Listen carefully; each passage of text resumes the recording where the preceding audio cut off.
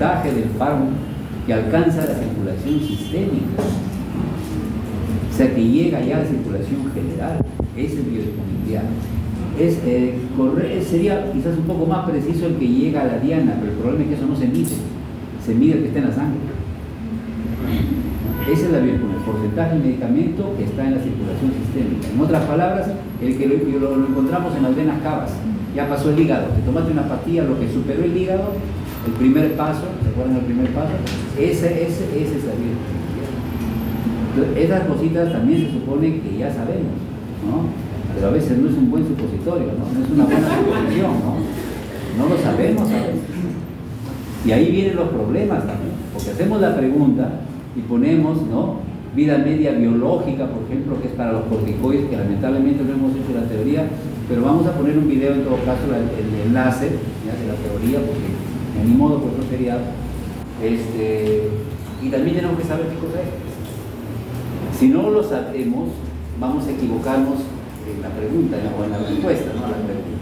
Bueno, ya. Estaba aquí entonces el INRA, ¿no? Hay que recordar que los ARA2, ¿no?, bloquean solo el AT1, el receptor AT1, también el receptor AT2. Y el AT2 es opuesto al AT1, produce vasodilatación, ¿no?, mientras que el AT1 produce vasoconstricción. Entonces el AT2 está bien, que funcione, que siga funcionando. ¿Cuál es la diferencia entre un YECA y un ARA2? El YECA, al inhibir a la angiotensina 2, evita que funcionen los dos receptores, el malo y el bueno, el AT1 y el AT2. Los dos no funcionan. Pero el losartán, los ARA2, losartán, valsartán, esos vainas, solamente bloquea AT1. Entonces te deja al bueno funcionando, solo bloquea el malo. Además no produce el AT2 y tiene mucho menor riesgo de angioedema. Entonces es una característica diferencial importante. Bueno, esto de aquí ya no es así, ¿no? En pacientes adultos ya no es así. Ya se introduce antes, se introduce precozmente, porque ha demostrado que no solo es mejor que darle YECA solo, sino de que mejora la mortalidad, la morbilidad del paciente mucho más que este fármaco. Entonces ya su sitio un poco ha cambiado. Pero la idea es que esta secuencia era la que había, y al último aparece digoxina, ¿no? Al último aparece digoxina, con el paciente adulto no es tan seguro. En el pediátrico es un poco diferente, porque el pediátrico, como han dicho sus compañeros, o sea, hay que recordar, a veces tiene cardiopatías congénitas que hay que sostener el inotropismo por un tiempo. Entonces se le da digoxina, dejan con digoxina algunos meses hasta que lo operan, ¿no? Pero no va a ser indefinido. Ahora, ¿por qué la digoxina es un poco más seguro en el niño? Primero, porque no es un corazón tan deteriorado, ¿no? Y segundo, porque su riñón y su mismo hígado, pero particularmente el riñón en la excreción, lo elimina un poco mejor, más rápido, sin tanto problema, ¿no? No hay, como ya la persona, el viejito, muy viejito, de más de 80 años de digoxina, a veces se muere, ¿no? Hay estudios que aumentan la mortalidad en los pacientes ancianos. Bueno, estos son los estadios que ustedes conocen perfectamente de la Asociación Americana del Corazón, ¿no?, de la insuficiencia cardíaca, y este es el estadio 6. ¿Por qué lo hemos puesto brevemente? Porque esto es lo que plantea, pues, la guía, ¿no?, la guía americana también, en inglés, pero es la guía, y nos habla de los fármacos para el estadio A, ¿no? O sea, cuando el paciente no tiene síntomas, ¿no?, pero tiene riesgo, ya tiene capaz alguna alteración, como decía por aquí, en la fracción de eyección, pero es una reducción muy pequeña, ¿no? Entonces un paciente que no tiene síntomas progresivos, pero que puede beneficiarse de lo que es algunas medidas de prevención. Y lo importante aquí, por ejemplo, es la dapagliflozina o la empagliflozina, las famosas gliflocinas, ¿no? Entonces son los fármacos que han demostrado que pueden ser más útiles. Después, si es hipertenso, se controla la presión, ¿no? Manejos básicamente de prevención. En el estadio B ya el tratamiento con la terapia ya es franco, ¿no? En general, la fracción de eyección es menor de 40%, son pacientes con fracción de eyección reducida, ¿no?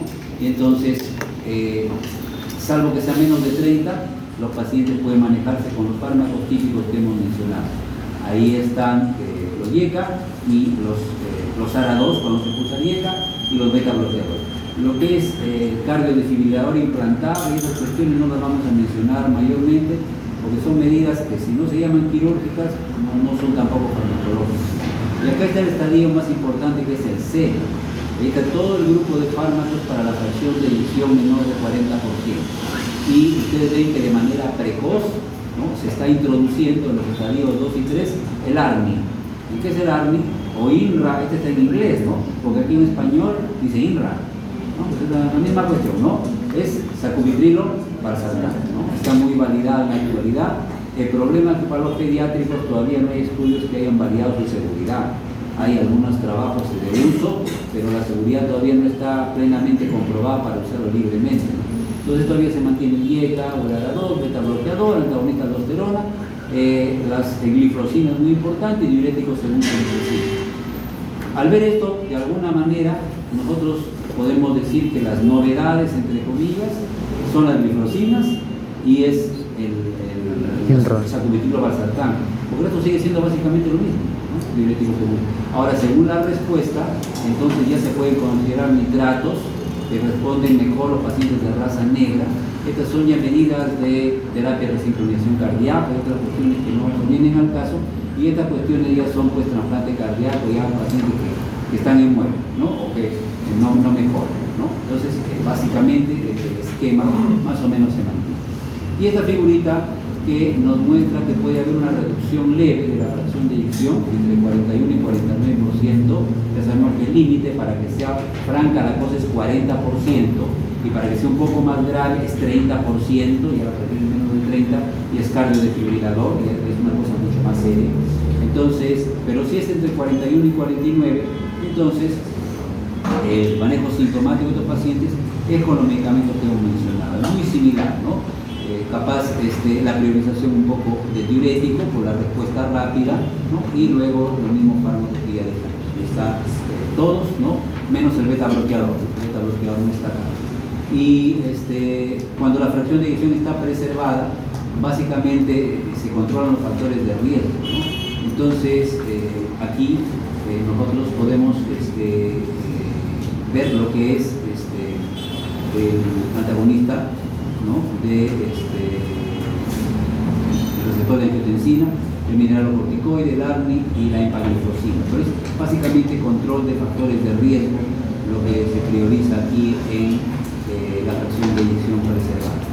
Bueno, estas son las razones, un poco de farmacología básica, por las cuales el estímulo sobre el AT1 genera problemas a nivel cardiovascular. Lo que hay que recordar es que este estímulo es continuo, ¿no? Más que estas consecuencias que seguramente todos las recordamos, el estímulo no cesa, y eso es lo que genera pues el problema de remodelado, ¿no? Tanto arterial como cardíaco. Las características del enalapril la revisan. No se olviden que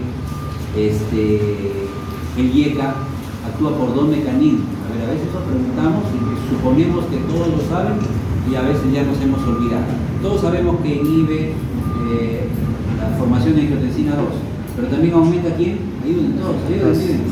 ¿Quién aumenta? Bradicinina. O sea, la cilinasa tipo 2 es la enzima que por un lado genera, es una enzima convertidora prácticamente, la que por un lado genera angiotensina 2 y por otra destruye la bradicinina. Entonces la inhibición de la enzima pues aumenta la bradicinina, y es el responsable de que las prostaglandinas aumenten. Por lo tanto, si uso AINES o metamizol con enalapril, estoy quitando eficacia. Si yo uso AINES como el metamizol con enalapril, estoy reduciendo las prostaglandinas, que son parte de la acción de la bradicinina y del efecto vasodilatador del enalapril. Ya lo estamos diciendo clarito. Se puede hacer, le preguntamos, como lo ponemos de otra forma la palabra, ya no lo entendí, ya no lo puedo responder, ¿no? ¿Sí? Pero si lo hemos entendido, ¿qué tiene que ver que cambiemos el orden de las palabras?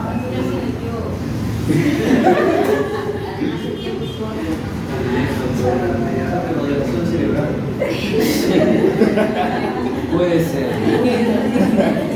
La colágena está depositada en con Alzheimer precoz. No, pero bueno, vamos a ver. Entonces, recordar eso, pues, ¿no? Recordar eso, ¿no? Que no solamente hay que considerar que el enalapril produce todas esas cosas por culpa de la bradicinina, sino que ese aumento de bradicinina es beneficioso y el efecto se puede antagonizar con esto de acá. Ya, después, el resto era el antiedema que hemos dicho, el resto básicamente es que cuidado con la insuficiencia renal. ¿Por qué hay que tener cuidado con los llega en la insuficiencia renal? Ya, porque aumentan el potasio, de acuerdo. ¿Por qué más? ¿Por qué más?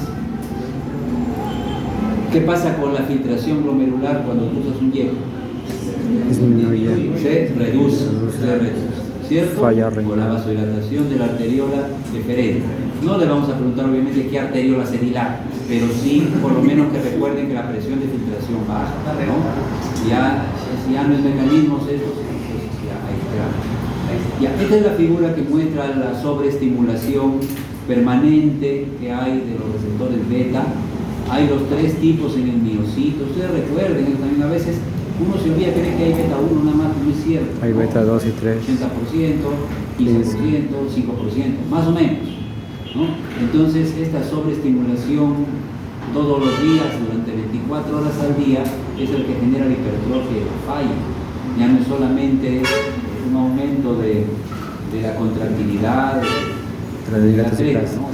Y hay vías también de MAPkinase, en fin, que generan el problema. Entonces hay que bloquear la acción de la adrenalina, que es mala en estas circunstancias, con los beta bloqueadores.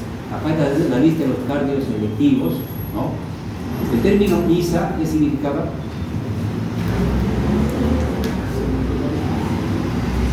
Uy, ¿qué pasó? Que no es muy relevante, por suerte, pero ¿qué significa ISA? Abreviatura de Isabel. ¿Qué significa ISA? Actividad simpático-mimética intrínseca. Pero esto, miren, esto que se pensaba que solamente lo tenía, por ejemplo, el acebutolol, el pindolol, parece que es propio de los beta bloqueadores en general. Es lo que les he dicho hace un momento y que lo constaten en Bulma. Yo capaz acá me equivoco, estoy desactualizando alguna cosa, todos revisamos cada cierto tiempo, entonces va a haber siempre cosas nuevas, ni modo. Entonces, son agonistas parciales, entonces, más que antagonistas, son agonistas parciales, o sea, tienen actividad simpático-mimética intrínseca, por eso producían un poco de vasodilatación. Entonces, no es que se ponen ahí y no hacen nada, no son los antagonistas, sino que ejercen cierto estímulo pequeño, pero suficiente para que el corazón dañado pueda funcionar, ¿no? Entonces, acá están los cardios selectivos, los tres primeros tenemos. Me parece que no hay, pero igual no lo usamos mucho, y falta el nebivolol, que también es un cardioselectivo. Cardioselectivo beta 1 se entiende, ¿verdad? Ahora esta cardioselectividad no es absoluta, pues no hay cosas absolutas al 100%, se dicen cardioselectivos, lo que está más cerca del 100% es nebivolol, ¿no? Para actuar solo en beta 1 y no ejercer problemas en los pacientes que dice acá, asmáticos, ¿no? En los que tienen, bueno, claudicación no, porque es de los viejos, ¿no? O problemas de sedación, un poco lo que lo ceden al niño, lo que generen algún efecto metabólico, hiperglicemia, ¿no? Lo que es también cetosis, algún grado de cetosis. Esto casi no usamos ya, pero por ahora casi no usamos. Hemos dejado acá el carvedilol, acordarse que tiene también actividad alfa 1, que no es cardioselectivo, por si acaso. Se usa bastante, hay varios estudios de carvedilol en pediatría, no es cardioselectivo. Y a propósito, sigue habiendo pues una pequeña duda respecto al beneficio. Bueno, el estudio que trajo algunos compañeros, por ahí ha tenido un poquito más de nota también, que mencionó la seguridad, ¿no? La eficacia parece que sí la tiene, pero la duda es si son seguros, suficientemente seguros en pediatría. Entonces, hasta donde conocemos, hay archivos Cochrane también que se anda actualizando, sí pueden ser beneficiosos. La seguridad todavía no se acepta totalmente y es una cuestión de juicio, que decidas si vale la pena o no darle al paciente, ¿no? Este es un alfa 1, o sea que tendría que tener el paciente la poscarga aumentada, o sea, por alguna razón tendría que tener hipertensión, ¿no? Un problema de ese tipo, o la presión normal alta por lo menos para pensar en el carvedilol, porque si no puedes usar metoprolol, bisoprolol, que son cardioselectivos y no te van a bajar la presión, porque no es cardioselectivo. Hoy tendría un riesgo en asmático. No le puedes dar a un asmático, ni hablar, ¿ya? Ojalá no se olviden de eso también, ¿no? Y capaz les pregunto así tal cual antes de que se duerma con él, ¿no? Ahí viene la proposición, ahí, ¿no? Apúntelo, capaz viene, no sé, porque están soplando. ¿no? Podemos poner, ¿no? El beta bloqueador contraindicado en el paciente asmático, pero de uso frecuente en pediatría, espacio, ya carvedilol. Así les he puesto la vez pasada para que me pongan diazepam rectal. Han puesto diazepam, han puesto diazepam al cuadrado. No sean malos, otra cosa. Pero es que decía que era un obeso, que era un gordito, ¿no? Decía que era un fármaco ahí alternativo, no decía de primera línea, una forma alternativa. Si tengo un gordo ahí obeso que no le va a poder agarrar, ven, está convulsionando, ¿qué le pongo? Diazepam. ¿Por dónde? Por la boca. Intramuscular, han puesto también un intramuscular, no se pone diazepam intramuscular. Se han olvidado de lo que les he dicho yo a veces, ¿no? Que no se pone intramuscular porque se pega a las proteínas del músculo y no se absorbe bien. Entonces esa cosa que puede ser simple, recordar que se une mucho el diazepam al músculo, a la proteína, contraindica el uso intramuscular, ¿no? Para uno que está con convulsión por las puras. Rectal. Sí, ahorita sí, pero inicio. Después me dicen que estaba difícil. Son cosas que les hemos dicho.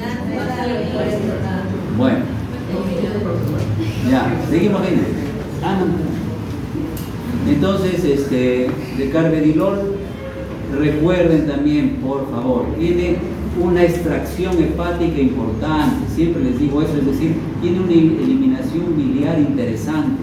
Que en los pacientes con insuficiencia renal no hay tanto problema con los beta bloqueadores. Ese es un beneficio. Hay que tener cuidado con la insuficiencia hepática, pero no tanto con la renal, porque el hígado se encarga de metabolizarlo y una parte razonable de excretarlo por la bilis. Entonces es una característica que hay que recordar, ¿no? Cuidado con los límites de frecuencia cardíaca, porque la bradicardia, dijimos que 60 es un límite para los niños un poco grandes, razonable, ¿no? Y otros efectos adversos. Cuidado con la digoxina, agrava la bradicardia, mejor con verapamil o no, porque ahí dice la bradicardia va hasta el suelo, ¿no? Eso básicamente, ¿no? Y no se da pues cuando hay descompensación. Esta figura les he mostrado ya años atrás inclusive, ¿no? Decía todavía de 2 o 3 casos reales que llegaron a oídos, uno triste lamentablemente, pero real. No va a ser fácil que suceda en un niño, pero ¿no? De anciano que tenía insuficiencia cardíaca, que le agregaron el beta bloqueador y se suicidó el anciano, ¿no? Porque le agregaron el beta bloqueador porque le produjo más depresión. Se mató el viejito porque estaba deprimido, porque sabía que ya se iba a morir. No necesariamente, ¿no? Capaz el beta bloqueador le agravó el problema, pero no te vas a echar la culpa de que tú le diste. Calladitos todos, ¿no? Entonces, beta bloqueador, tener cuidado, ¿no? Tener cuidado. Bueno, esto no se olvide. Acá están las razones para no usar beta bloqueadores, o si lo está usando, bajarle la dosis. A ver, lo estamos diciendo clarito, de ahí les pregunto y se quincean. Para no usar beta bloqueadores, o si lo está usando, le bajamos un poco la dosis, ¿no? Que tenga síntomas en reposo. ¿Qué grado funcional es ese? 4. Si tiene grado funcional 4, no debes usar beta bloqueadores, ¿no? Mientras esté inestable, no está indicada la terapia con beta bloqueadores. Pero si lo está usando, dijimos, ya baja. Evidencia de exceso de fluido. ¿Y qué se le puede dar si no se le da el ¿Qué dice acá, amigo? Acá el costadito. Ahí se voy a. Entonces, te estás adelantando, está bien. ¿Qué dice acá? Como no se puede usar, mientras tanto, reajusta el régimen, incluyendo IECA y diuréticos. Hasta que puedas dar, hasta que pueda introducir. ¿Correcto? Esa sería la idea. O sea, buscar alternativas. Siempre va a ser así, ¿no? La hipotensión, por ejemplo, lo puede chocar. Un deterioro progresivo de la función renal, y acá inclusive dice que haya estado recién con una terapia endovenosa. Ya esto es más discutible, porque habitualmente van fármacos por vía endovenosa, pero si ha estado grave con una terapia endovenosa, a eso se refiere, también hay que tener cuidado, ¿ya? Entonces, a ver, para no olvidar las precauciones con los beta bloqueadores. Contraindicados los asmáticos, los beta bloqueadores, aparentemente, insisto en esa palabra porque ya me ha pasado varias veces. He dicho en la clase aparentemente, el coronel ha ido y ha dicho de frente, no, sí se puede, pues un ratito, hemos dicho aparentemente porque los estudios dicen que aparentemente, nebivolol es el más seguro en el asmático, aparentemente, porque si no, van a decir, no, si es asmático, dale nebivolol, no, así me engañó autoquito y hay que darle, no, es muy difícil que produzca broncoespasmo, pero no es imposible, todo con cuidado, con cuidado. Las dosis Ya que esto ya para el caso que vamos a hacer en un rato, los beneficios, ¿no? Como ven todos, coinciden, los YECA, los betabloqueadores y la misma espironolactona, la triada clásica, que ahorita van a poner seguro en su hoja, para que valoren bien y hagan bien, ya estamos en penúltima. Ya si lo hacen mal, también no se quejen si vuelven en un próximo ciclo a encontrar ya empecé insuficiencia cardíaca, lo han visto hasta en el almuerzo, ya le voy mi historia, yo lo que estamos diciendo ahorita, acá uno despertaba por lo menos, si lo hacen mal, tiene que tratar de sacarle una nota razonable. Momento de la verdad. Hay como hemos dicho otros grupos, real también porque es así, no hay problema, están como 8 grabadores. Hay el empujón, siempre va a haber en toda la promoción, pero un pequeño empujón, ¿no, mi amigo Irigoy? Un pequeño empujón es un pequeño empujoncito, pues. ¿Ya? Pequeño empujoncito quiere decir que tengas más de 10. Más de 10. Si tú quieres, amigo, hacia abajo. Si quieres hacia abajo, si de 9.10 te ponemos 9.9 para que estés bien jalado. Puede ser. Había una profesora que les ha enseñado a ustedes, que no voy a decir su nombre, pero que decía, ¿no? Y es verdad, ¿no? Si usted, decía, señor docente, no quiere tener problemas con los alumnos, a los que estén jalados, que estén bien jalados. O sea, en otras palabras, que tengan una nota que no da lugar a reclamo.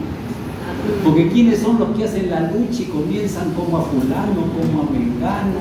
Este es su amigo de su hija, que está haciendo cosa. Eso está mal, han inventado una serie de cosas que ustedes saben que no son ciertas, que no han sucedido nunca ni van a suceder tampoco, ¿no? Le han ofrecido dinero, a mí que eso está mal.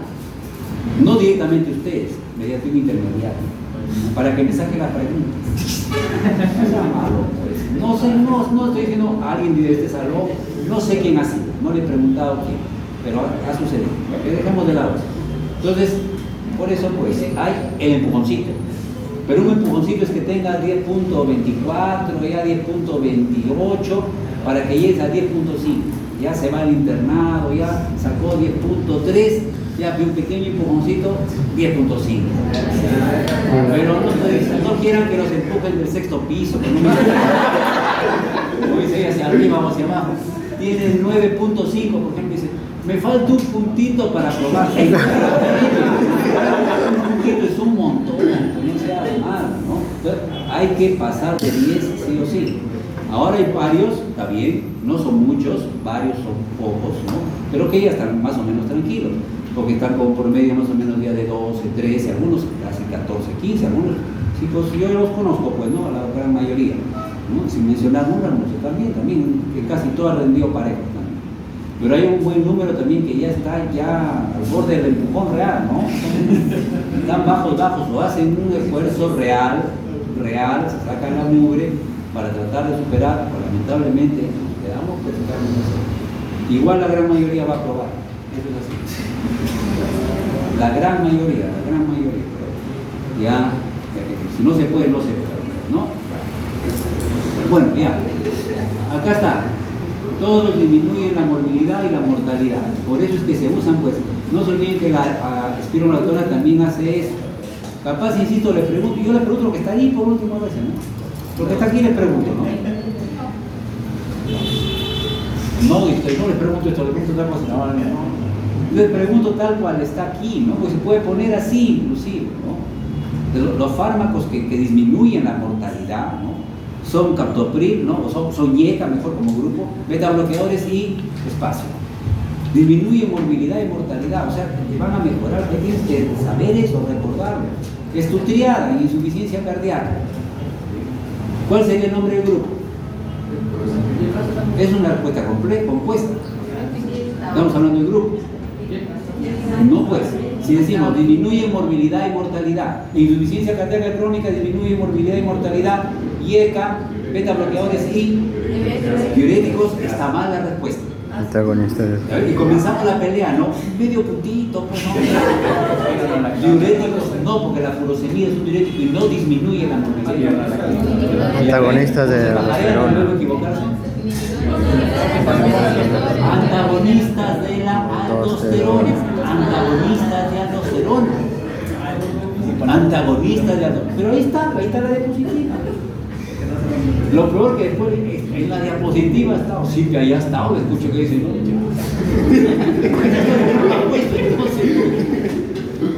no, madre, ya, listo. Nota. Tienen locos en la nota. Ahí, aquí estamos retrocediendo. No. Esto ya lo hemos visto, ¿no? ¿Cómo se mira? No hemos visto. No, pero ya lo vamos a pasar, ya, si no nos va a ganar la hora. A ver. La mejora en la capacitancia venosa, ¿de quién depende? ¿De quién depende la mejora en la capacitancia venosa? De prostaglandina, particularmente prostaglandina I2. La furosemida inhibe la prostaglandina deshidrogenasa, o sea, evita que se destruyan las prostaglandinas. Y la PGI2, también conocida como, ayúdame coronel, sinónimo de PGI2. Cualquiera. Si no hay PGI2. Muchachos. Se olvidaron. A ver, ¿quién se acuerda? Ya en la última semana voy a hacer eso, porque no está muy razonable, porque va a haber examen oral, voy a hacer eso, preguntar por apellido. No, pero un punto más, pues, ¿no? Ofrecimientos que a veces sí realizaba, pero acá no lo voy a hacer porque le genera desunión capaz, ¿no? Le decía ya, un punto más sobre el examen, dime el sinónimo de esto. Sobre el examen. ¿Cómo se llama esta proclamación? Un punto más para el examen. Le insistimos, ya 2 puntos más para el examen. Para el promedio. A ver. Epoprostenol también se llama. Sí, la proteína I2 se llama epoprostenol. Será una cosa así. Prostaciclina. Pero estamos diciendo desde rato prostaciclina. Así en otro momento, no va a ser ahora. Prostaciclina. Por eso, padecemos como mujeres. Ponemos ahí prostaciclina. Prostaciclina, ¿qué es eso? Eso no lo he escuchado. ¿No? ¿Qué es capacitancia venosa? ¿Qué significa? Se dice que es la furosemida por este mecanismo de aumentar prostaglandinas mejora la capacitancia venosa. Y lo chancamos, mejora la capacitancia venosa. ¿Pero qué es capacitancia venosa? ¿Cómo se entiende? Capacitancia venosa. Aumenta el volumen en las cavas, es decir, las dilata, mejora su capacidad para contener sangre. ¿No? Se dilatan y ahora contienen más sangre, tienen más capacidad venosa, capacitancia venosa. Eso aumenta o reduce el volumen de sangre que regresa al corazón. Disminuye, reduce la precarga. ¿Listo? Inclusive prolonga, ¿no? Un poco, no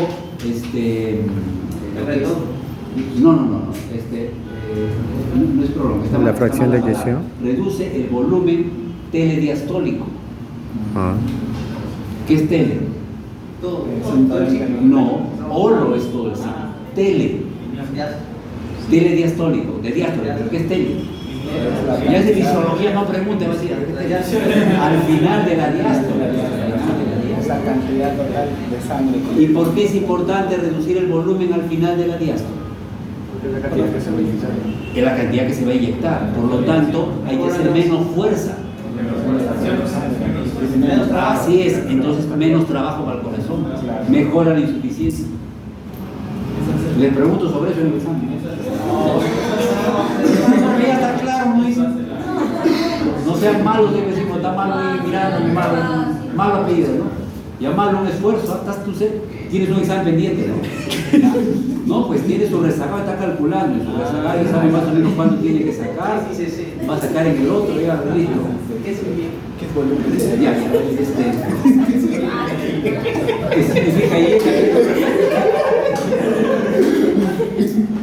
pusiéramos el examen y que alguien se equivocara. Te apuesto que si ponemos así, ¿no? Coloque el significado de la abreviatura YECA. Esta sí lo hago, bueno, ¿no? Te apuesto que alguien no lo pone. Te apuesto que sucede. Que lo pongan.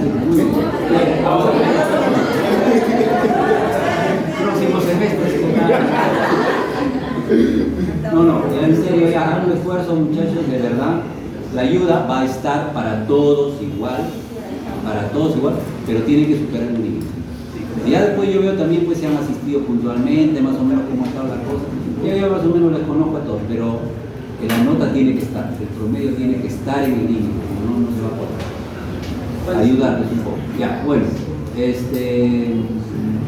pasemos de esto. Aquí solamente cuidado con los hipotensores, cuidado, esta interacción es importante porque en estos pacientes se le da IECAS, se le da ARA2, y si le das con furosemida, la hipotensión puede ser muy marcada. Entonces esta interacción es importante con los hipotensores.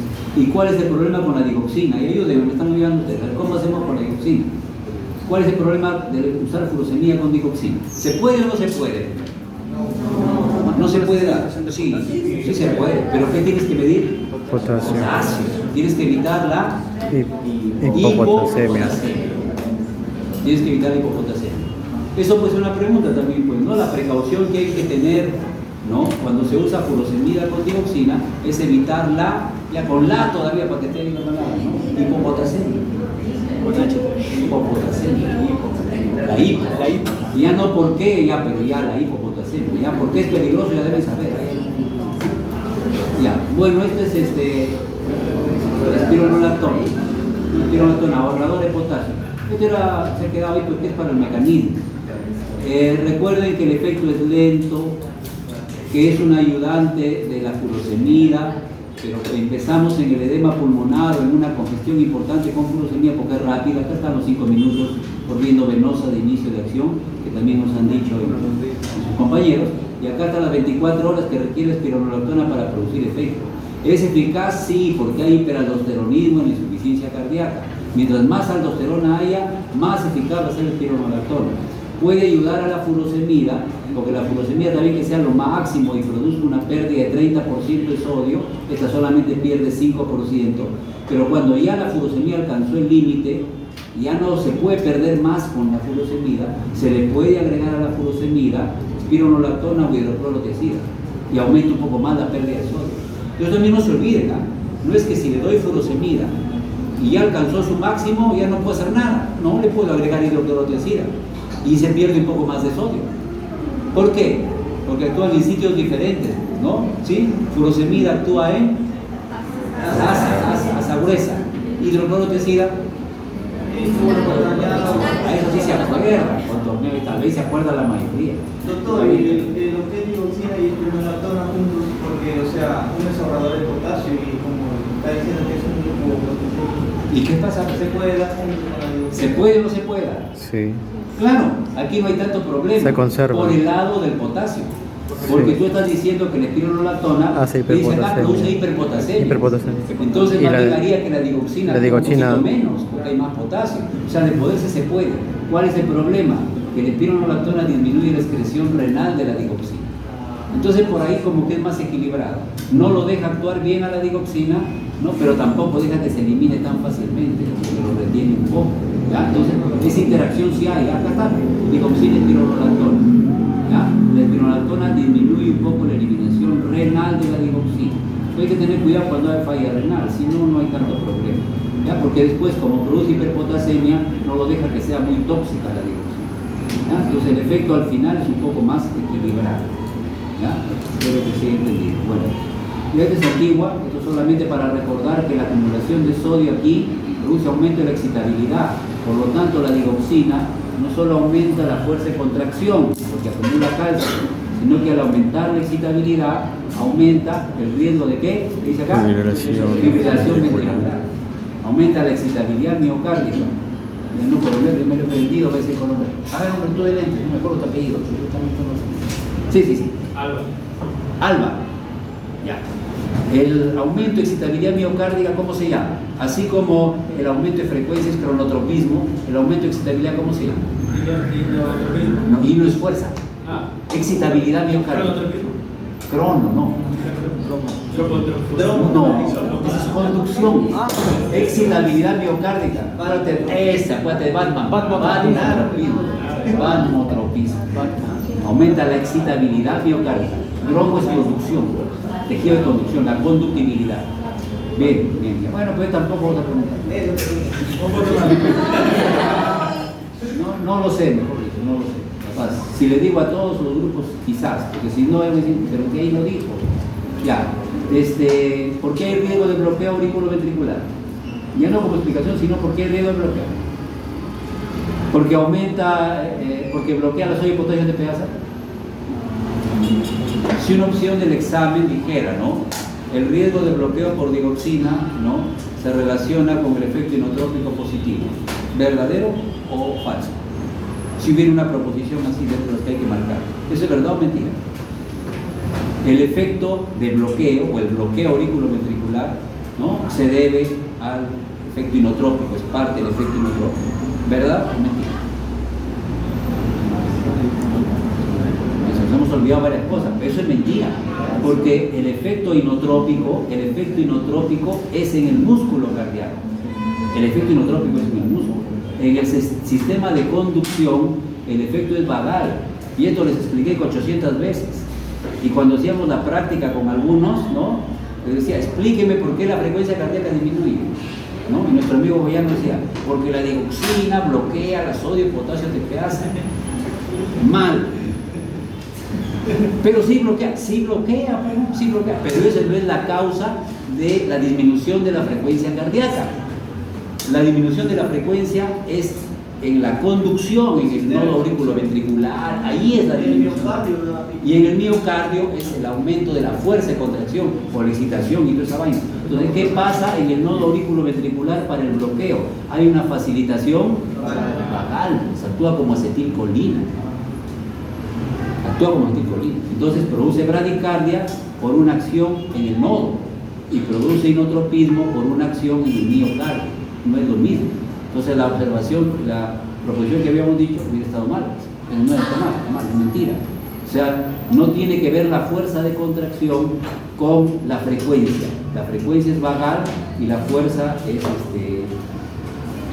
por el aumento del sodio y del calcio por la cuestión en la bomba, ¿no? Bueno, pero eso no nos interesa tanto porque no es tan aplicativo. Recuerden el aumento de excitabilidad y por lo menos que esto no tiene la misma razón de ser que el inotropismo. Hay inotropismo con bradicardia, digamos, con la digoxina. Mejora la fuerza y late más despacio. Esos son los beneficios importantes de la digoxina, ¿no? Contráete más fuerte, pero como eres corazón enfermo, late más despacio, pero un poco más fuerte. Por eso es un buen medicamento, ¿no? El problema es que en estado de equilibrio sus concentraciones son bajitas, ¿no? 0,8 nanogramos. Margen terapéutico estrecho. Ya no les voy a pedir que definan margen terapéutico, pero recuerden que el margen terapéutico es estrecho, ¿ya? Bueno, y acá está la dosis. Si preguntamos algo de dosis, como les dije la semana pasada a sus compañeros, ¿no? Si preguntamos algo de dosis, dijiste estaba mal dicho, preguntaremos sobre adrenalina. El último examen es todo el curso, ¿sí? 10% en la primera unidad, 20% en la segunda unidad, 70% en la última unidad. Una sola respuesta a pedido del público. Una sola respuesta. Ahora, si preguntamos alguna dosis en el examen, ya les estoy haciendo recordar algo para que digan, no dijió, ¿no? Sí dijí, ¿no? Entonces, adrenalina en el recién nacido. Eso tienen que acordarse. Salbutamol para nebulización. ¿Cuánto es dosis de salbutamol para nebulización? 0.05 a 0.15 miligramos por kilo. Y dosis de digoxina para digitalización y mantenimiento. Si les pregunto alguna dosis, va a ser que para digitalización 30 microgramos por kilo y para mantenimiento la mitad, 10. ¿Ya? Ahora, puede variar un poquito, pero yo les voy a preguntar con esas cifras. ¿Por qué? Porque acá tenemos una tabla que nos varía un poquito, ¿no? Por ejemplo, nos dice digitalización, endovenoso sí nos dice 30, cuando es más chiquito, pero cuando es más grande ya la dosis es más baja. Como que este riñoncito lo elimina más rápido y este un poquito más lento, ¿ya? Pero vamos a trabajar con este de 30. Y el mantenimiento endovenoso te dice 9, no te dice 10, pero vamos a utilizar el 10 de mantenimiento, porque generalmente el mantenimiento se puede dar oral, y es necesario dar endovenoso, ¿ya? Entonces acá está, Esta es la famosa regla del medio cuarto cuarto, ¿no? O 50, 25, 25. Eso tienen que acordarse porque es la forma como se hace la digitalización. ¿Ah? Decimos, tenemos un niño de 20 kilos. Les he preguntado también en el test y me han contestado. A ver, ahorita me van a responder rápido. Algunos, y yo les pregunto para que me contesten, y algunos, no es para que lo contesten mal. Ya no sé cómo decirles a veces, ¿no? Pero claro, pues, las respuestas que he puesto ahí. A ver, ¿qué decía la pregunta? Decía que el niño pesaba 20 kilos, estaba deshidratado con choque. Entonces, ¿cuánto sería el líquido que iba a recibir en 24 horas, ¿no? En un día, decía. ¿Cuánto es el líquido, ¿no? Para un día, estaba así, para un día, para 24 horas, ¿no es cierto? Sí, así decía. Ya, ¿cuánto es el líquido? Primero, como está con shock, hay que ponerle 20 por kilo. Ahí me imagino que todos han acertado. 400 van a estar. Ahí tengo 400. Ya hasta salió del choque. Ahora viene el líquido para la deshidratación severa. ¿No es cierto? ¿Y sale cuánto? 1500. 1500 porque tiene 20 kilos, pues. Sí. Hasta de memoria, sin Jorge de cera. Me faltó sumar. Tiene 20 kilos, ya está 1500. Me faltó sumar. Ya, ahí tenemos 1900. Y algunos han puesto 1900. Pero dice para 24 horas y el mantenimiento. Eso es notificado, Por eso que para 24 horas tienes que incluir el mantenimiento. El líquido para deshidratación severa pasa en 3 horas. No son 3 horas para deshidratación. Primero no son 30 mililitros, después son 70 mililitros, están los 100 en 3 horas. O cuando es más chiquito, en 5, bueno. Ya. Y luego el mantenimiento, para 24 horas. Es el que les ha faltado. Y se la suman nada más. ¿Cuál es el mantenimiento? Pues, y ahí han contestado 2 o 3, ¿ah? De las pruebas que he visto, 2 o 3 se han acercado casi a la cantidad. ¿Cuánto iba? 1900. 1900, ya. Ahora, 1900 son casi 2 kilos. ¿Cuánto pesaba? 20, 22. Para 22 kilos, calculen su mantenimiento.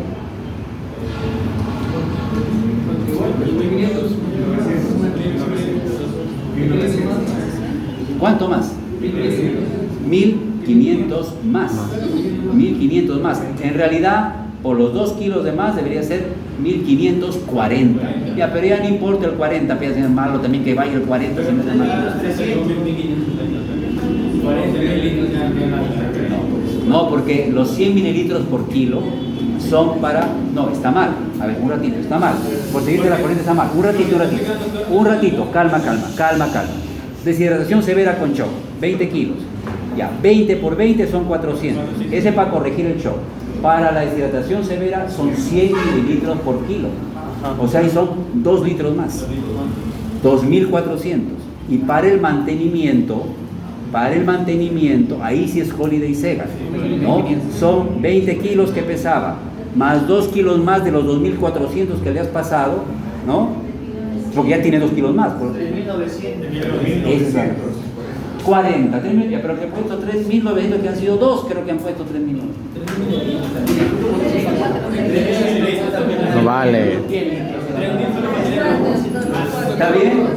Pero ahorita Se le restan las horas de servicio para ese. no, puedes hacerlo por la buena. No, doctor, no se puede. No, ¿por qué? ¿Dónde está la trampa, mujer? Para el shock, 20 mililitros por kilo. Para la deshidratación severa, 100 mililitros por kilo. Y el mantenimiento, ya está. Pero no decía mantenimiento. Ya no digo 3 para el próximo semestre porque no van a ganar. ¿No? A ver, ya vamos a terminar, ¿ya? Ahora estamos pasando. Bueno, esto es lo mismo, ¿no? Llega el uso del beta bloqueador asociado y luego ya viene el antagonista receptor de mineral o corticoide. No lo vamos a preguntar así, obviamente es el antagonista de aldosterona simplemente. Este es el edema agudo, ¿no? Entonces ahí hay que valorar pues la presencia de congestión y la presencia de hipoperfusión. Y salen los tipos de edema, ¿no? De insuficiencia aguda, ¿no? ¿Qué significa frío húmedo? Que no está irrigado y está dematizado. Está dematizado. Sí. ¿No? Hay edema que puede ser periférico, pero sobre todo preocupa la congestión pulmonar. Esa es la preocupación principal. Y las variantes son según pues, la presencia de esto de acá. Caliente, seco, ¿qué significa en el otro extremo? Que sí hay está una buena perfusión y no está dematizado. Y no hay edema. No hay edema. Sí está perfundido, está caliente y seco, pero está igual con falla cardíaca. ¿Ya? Y hay las otras variantes, ¿no? Bueno, estas son las causas, ven, por eso les decía que la insuficiencia cardíaca aguda, aparte de que es complicada, ¿no? Es un manejo generalmente del adulto, ¿no? Porque síndrome Zika, emergencia hipertensiva, arritmia se puede dar en un niño pequeño, ¿no?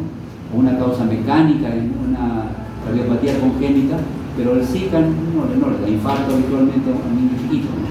Ni emergencia hipertensiva no es muy usual. Bueno, los objetivos de tratamiento lo podemos leer, y esto es lo que decíamos un poco respecto a lo que nos han expuesto algunos compañeros, ¿no? Como coronel también un poco justamente, ¿no? La idea es tener clara la idea de la frecuencia. 95% de los pacientes con Zika están congestionados, o sea, son húmedos, o sea, tienen edema pulmonar o edema en general, ¿no? De estos, si están congestionados y la perfusión es buena, o sea, es un paciente que tiene su presión normal, ¿no? Está edematizado, pero la presión o hasta podría estar alta, entonces hay que ver, ¿no? qué es lo que está sucediendo, ¿no? Si está con la presión alta, primero será el vasodilatador y luego la furosemida. Pero si lo que predomina es la congestión y la presión está normal, primero será el diurético y luego el hipotensor. Es una cuestión de secuencia, ¿no? Los fármacos están, pero la secuencia de administración es diferente. Ahora, si no hay una perfusión adecuada, el paciente está húmedo y frío, quiere decir que está edematizado, ¿no? Pero la perfusión es mala. No siempre que esté frío quiere decir que la presión está baja, no siempre es sinónimo, habitualmente, pero no siempre. Bueno, en todo caso, como sucede habitualmente, está frío porque sus tejidos están mal irrigados, la presión arterial es menos de 90, entonces hay que dar un inotrópico. Hay que darle acá dobutamina, por ejemplo, ¿no? Y si no mejora con eso, ya un vasopresor, y después ya el diurético. En cambio acá, si la presión arterial no está baja, primero el vasodilatador y luego el diurético. O sea, las secuencias es lo que un poco hay que considerar. Porque si ustedes se fijan, como explicó también su compañero, todos dicen vasodilatador diurético, pero no están en el mismo orden, ¿ya? Y acá empieza con inotrópico, no empieza ni con vasodilatador ni con diurético. Entonces, eso es importante en la insuficiencia cardíaca aguda. Ahí están los mecanismos, ¿no? La descompensación aguda, que esto es lo que nos interesa sobre todo, es lo que vamos a ver con más frecuencia. O sea, una insuficiencia cardíaca crónica que se descompensa.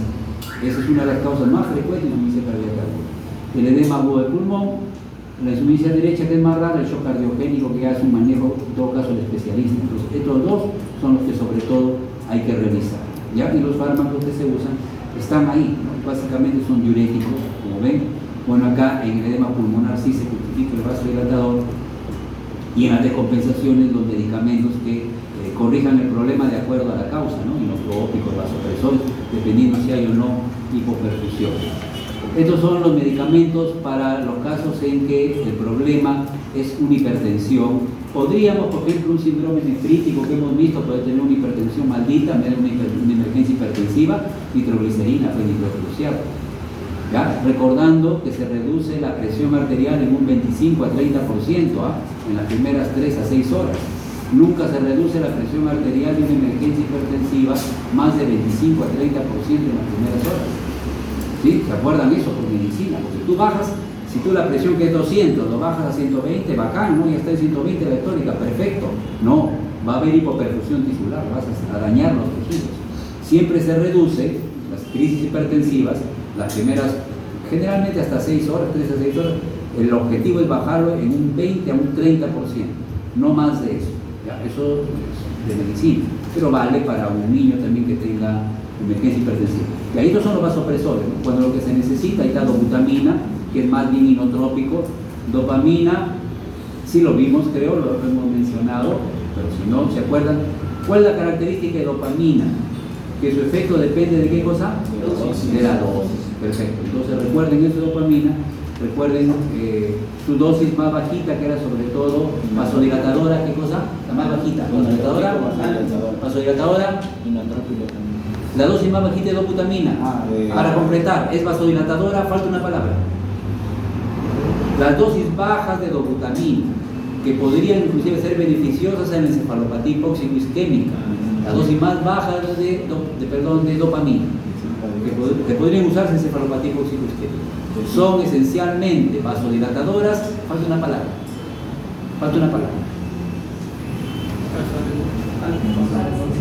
Vasodilatadora es el sitio donde actúa. Vasodilatadora renal. ¿Ves? Renal. Pero eso les hemos dicho también. Cuando suben las dosis, no es que deja de actuar en el riñón, sigue actuando, pero ahora es más bien ya inotrópico. Y cuando subes más, sigue actuando en el riñón, un poco en el corazón, pero ahora es vasopresor. Esa es la dosis, esa es la dopamina, ¿no? Las bajitas, vasodilatadoras renales de 1, las intermedias ya también tienen efecto inotrópico beta 1, y las más altas ya tienen efecto vasopresor alfa. Por acá están los receptores, ¿no? Ve acá está, ve que dice efecto renal. Como habíamos visto, renal, inotrópico, vasopresor, ¿no? Acá dice delta, pero el receptor es D, pues, D1, dopaminérgico. Acá es beta, es alfa, ahí está.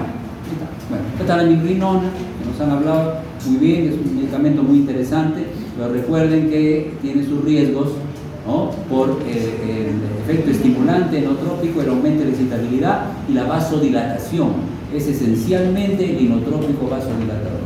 Luego, si no tenemos, pues está descrito. Bueno, y adrenalina la recontra conocida. Acá está la insuficiencia renal aguda, un poco el manejo inicial, el control de la presión arterial, y acá está el edema pulmonar. Importante el edema pulmonar, el oxígeno, y luego el fármaco más importante en edema pulmonar es el diurético de asa, definitivamente, ¿no? Se pueden agregar inotrópicos, vasopresores, dependiendo de la respuesta, pero el diurético de asa es clave, ¿no? El diurético de asa es clave. Entonces es el fármaco más importante. Aquí está la secuencia: el bolo intravenoso del diurético de asa. Si hay hipoxemia habrá que poner oxígeno. Esto es discutible, está descrito, pero es discutible.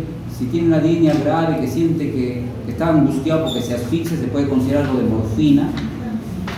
Revisen, por favor. Este era un efecto descrito de la morfina, pero no sé si sigue. Se ha discutido un poco. La morfina podría producir vasodilatación venosa.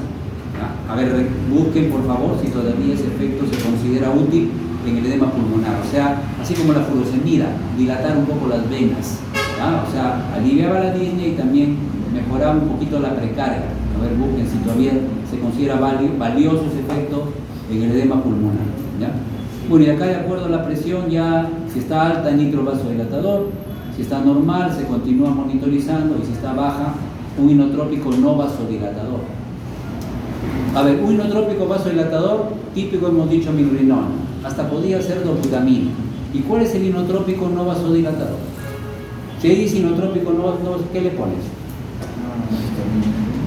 Dime. Epinefrina. Lógico, epinefrina. Es un inotrópico no vasodilatador. No produce vasodilatación, produce vasoconstricción, no vasodilatador en general. Es el inotrópico no vasodilatador. Ya, estas son las contraindicaciones de medicamentos de insuficiencia cardíaca: tiazolidimedionas. Los AINES, muy importantes, están contraindicados. Los AINES pueden agravar al paciente, ¿ya? Porque pues evitan justamente las prostaglandinas dilaten, ¿no? Mantengan la circulación del paciente, ¿ya? Y además hay inhibidores de COX-2 que son isquémicos, ¿no? ¿Sí? ¿Recuerdan Rofecoxib, que comentamos con ustedes, que mató mucha gente, ¿no? Los selectivos COX-2 son nocivos, ¿no? Después, no bloqueadores de canales de calcio, seguro que todos lo saben. El único que se puede usar es amlodipino, ¿ya? El amlodipino es el único que con cuidado se puede usar. ¿Por qué sí el amlodipino y por qué no el verapamilo o el diltiazem? Porque el amlodipino no disminuye la frecuencia y la fuerza de contracción. En cambio, estos de acá disminuyen la frecuencia y la fuerza de contracción. Lo matas al paciente. No hay que dar en insuficiencia cardíaca estos medicamentos. Y no hay que mezclar IECA con áratos. Eso es nefrotóxico, ¿no? Y la última, acá estamos. Una lista más. Les hemos puesto también ahí en el documento, pero me parece que está ahí también, los no selectivos y los selectivos, ¿no? Entonces están contraindicados cuando hay exacerbación, ¿no? Producen disfunción miocárdica, más los COX-2, claro, ¿no? Entonces, está el grado, digamos, de deterioro. Las tiazolinidionas, las gliptinas, antiarrítmicos, ¿no? Y los bloqueadores alfa, verapamilo, diltiazem, ¿no? Mifedipino también tiene una contraindicación. Miren, pero como muy moderada, ¿ya? Ojo, esta partecita y con esto acabamos, ¿no? Acá, ¿qué dice acá? ¿Dice acá? Dice acá, inotrópico negativo. Mayor, con el efecto más marcado, diltiazem, verapamilo. Moderado el nifedipino. Por eso el único que se puede dar, ni siquiera el nifedipino, es amlodipino. Suponiendo que fuera necesario, pero si no, no se da. Los bloqueadores de canales de calcio no deben darse. Ya se acabó.